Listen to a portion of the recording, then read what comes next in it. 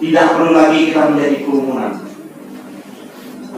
Apa artinya kerumunan itu? Kalau datangnya Mas Anies rame-rame datang membludak jutaan orang, 2 juta orang, 1 juta orang, tapi dia akan menjadi kerumunan, bukan menjadi sebuah gerakan.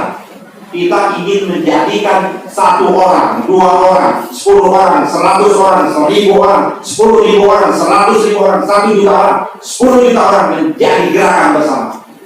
Kita akan menjadi saksi di masing-masing tempat kediaman kita. Dan kita minta juga menyatakan pada kawan-kawan seluruh Indonesia, kita berpihak. Kita nggak usah menunggu saksi itu dikasih uang 300.000, dikasih 400.000. Kita nggak usah mikirkan itu. Ini adalah pihak kita. Ini menentukan hidup nasib bangsa ini. Pemilu 2024 ini menentukan hidup nasib umat Islam. Jadi kalau Anies kalah, bagian perjuangan kita semakin panjang dan semakin melelahkan. Kalau kita betul-betul ingin menjemput pertolongan Allah itu, maka kita istiqomah dan menggunakan, baru sampai mentok itu pertolongan itu muncul.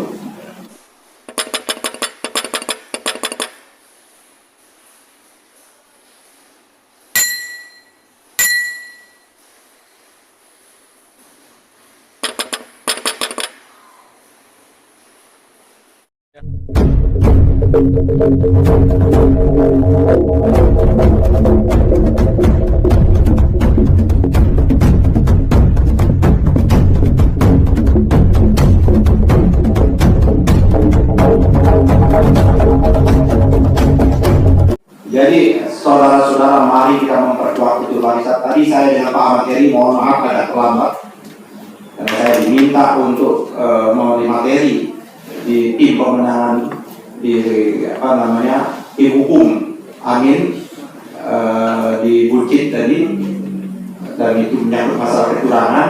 Karena saya tidak menguasai secara spesifik bentuk-bentuk kecurangan tadi, maka saya beberapa hari lalu minta Pak Ahmad Heri untuk menjelaskan. Dan bahkan kita sudah mengusulkan resmi ini TWA barusan, karena diskusi saya dengan Pak Heri, Masumi mengusulkan 1 direktorat penting atau 1 bagian penting di dalam tim pemenangan Amin itu harus ada, yaitu pusat pelaporan analisis hasil pemilu. Jadi bukan pusat analisis transaksi keuangan mencurigakan, ya, tapi pusat analisis, pusat pelaporan analisis hasil pemilu. Di dalamnya ada satgas kecurangan, di dalamnya ada masalah saksi dan lain sebagainya seperti itu. Dan mudah-mudahan ini menjadi direktorat sendiri. Dan kalau ini disetujui, nanti saya akan usul bahwa di elit hariannya itu harus orang Masumi. Apakah nanti Pak Ahmad Heri, apakah nanti Pak Ustadz Ali yang akan duduk di sana. Karena saya yakin, seyakin-yakinnya ini belum dikerjakan oleh 3 pasangan calon yang ada. Nah, saya pernah berkali-kali menjadi tim sukses pilpres ini, belum pernah ada ini. Ya, kalau kita sudah punya data seperti itu, insya Allah kecurangan bagaimanapun dilakukan oleh dia itu bisa kita tangkap dan bisa kita ketahui dan bisa kita untuk buktikan kalau memang nanti hal itu yang dibuktikan. Mudah-mudahan nanti direktorat ini ada dan kita akan berjuang di sana. Seperti itu saya kemukakan hari ini, dan kita ajak seluruh jaringan Partai Masumi yang ada. Tidak perlu lagi kita menjadi kerumunan.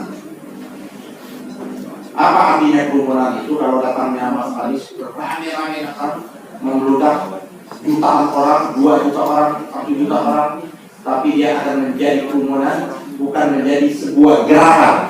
Kita ingin menjadikan 1 orang, 2 orang, 10 orang, 100 orang, 1000 orang, 10.000 orang, 100.000 orang, 1 juta orang, 10 juta orang menjadi gerakan bersama. Dari barisan Safan Kanun yang maksud seperti itu menjadi barisan yang kuat, itulah yang akan memenangkan itu. Oleh karena itu kita nanti saya akan mengeluarkan, mungkin dengan koordinasi dengan Majelis Syuro, mengeluarkan instruksi seluruh kader Masumi, seluruh pengurus Partai Masumi yang ada di seluruh Indonesia, mau itu dia ketua DPD, mau dia ketua DPD, mau dia ketua DPW, mau pengurus DPP, kita minta dia untuk menjadi saksi di TPS yang bersangkutan.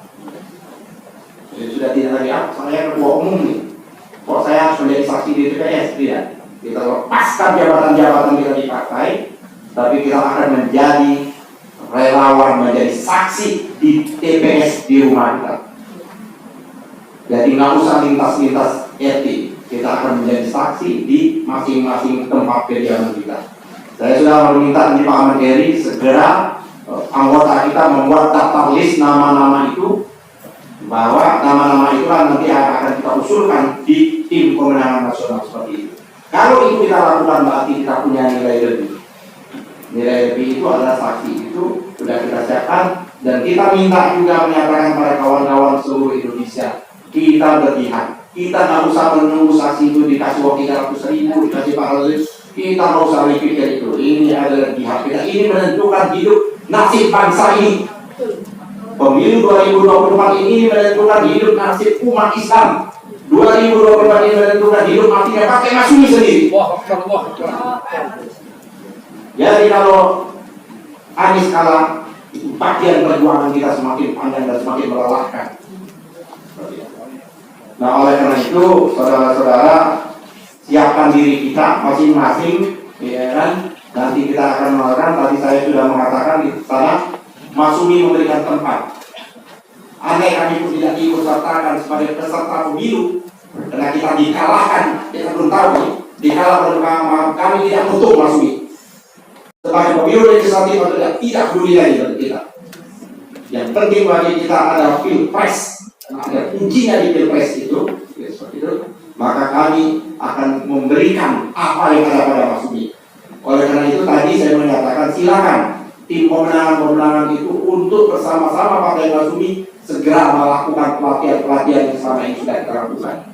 Dan saya menyatakan sekretariat DPP Masyumi dengan keterbatasnya setiap minggu silakan untuk melakukan pelatihan-pelatihan untuk datang dan kita latih.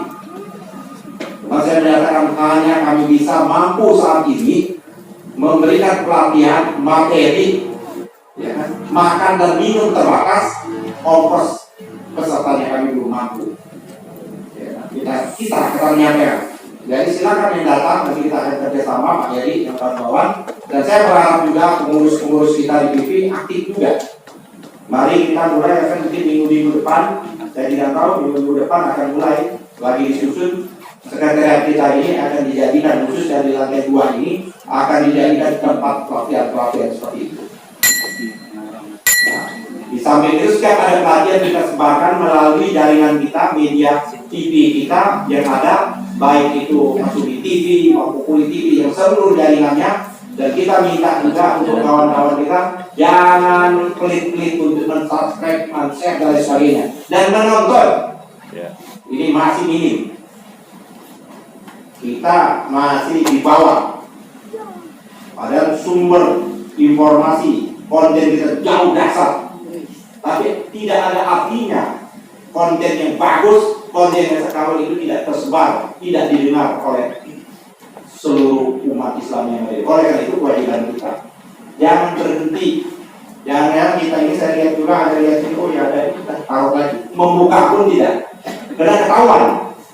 Yang buka atau tidak membuka itu ketahuan di handphone itu, karena kita sudah ada datanya. Oh ini dia ada baru habis buka, oh dia ada baru nonton 2 menit, nah, ada ketahuan. Jadi ya Intelnya pakai sistem, ya kan, sistem. Kita pakai sistem. Jadi saudara-saudaraku, mari kita nantikan saja, kita tahu apa yang akan terjadi ke depan. Tapi kita juga merapatkan barisan dulu. Kita belum tahu juga. Kita berharap pemilu 2024 ini bahwa tanggal 14 Februari akan berjalan lancar. Tapi kalau terjadi hal-hal di luar itu, Masyumi itu harus menyiapkan. Hari ini protes demi protes sudah berjalan. Yang melakukan protes itu bukan orang-orang yang selama ini berseberangan dengan Pak Jokowi, Kalau kita udah otomatis 9 tahun ini menjadi oposan, katanya sekarang ini yang protes orang yang selama ini bersama-sama Pak Jokowi sekian. Kita lihat saja ke depan, ya kan? Tapi kita doakan mudah-mudahan pasangan Amin ini dengan seluruh keterbatasannya, kita tahu di sana sumber kemewahan dan kenikmatan. Ya. Di sini sumber perjuangan dan penderitaan. Ya. Mudah-mudahan dengan penderitaan itu, ya kan, menghasilkan semangat dan kita. Amin. Penderitaan kita tidak seberapa dibandingkan dengan rakyat Gaza. Amin. Ini diuji nih keimanan kita ini. Ini masa kita, ya kan, baru urusannya nggak bisa vakum datang ke PBB. Kenapa nggak bisa? Ini duit ojek belum ada. Kalau belum ada duit ojek, kalau pertemuan dia jalan kaki militan itu. Kalau itu sudah terjadi, contoh, kalau gerakan itu sudah terjadi, insya Allah kemenangan itu sudah di depan mata. Tapi kalau kita masih berpikir, aduh susah juga ini, warung belum dibuka ini, ini rugi atau nggak kalau datang ke sini? Masih hitungan-hitungan yang bersifat materialistis, pertolongan Allah itu tidak akan segera. Kalau kita betul-betul ingin menjemput pertolongan Allah itu, maka kita istiqomah dan menggunakan. Baru sampai mentok itu, pertolongan itu muncul. Kita ingin sampai mentok itu, dan kita ingin betul pertolongan itu segera datang kepada kita. Saya kira itu saja yang ingin saya sampaikan. Mari sama-sama kita syukuri 78 tahun ini, dan insya Allah 78 tahun ini, bulan-bulan ke depan, hari-hari ke depan, kalau kemarin hari-hari kepahitan kita, insya Allah mulai besok tanda-tanda kemanisan dan kemenangan kita. Insya Allah, karena Allah tetap akan bersama kita. Dan kita yakin betul sebagaimana emas kita yakin mampu dan yakin Allah itu selalu bersama kita. Saya kira itu saja yang ingin saya sampaikan, kawan-kawan, sahabat. Mulai minggu ke depan nih Pak Rudi, minggu depan kita akan melakukan restrukturisasi partai. Minggu depan dan ke depan kita nggak apa-apa, tidak banyak.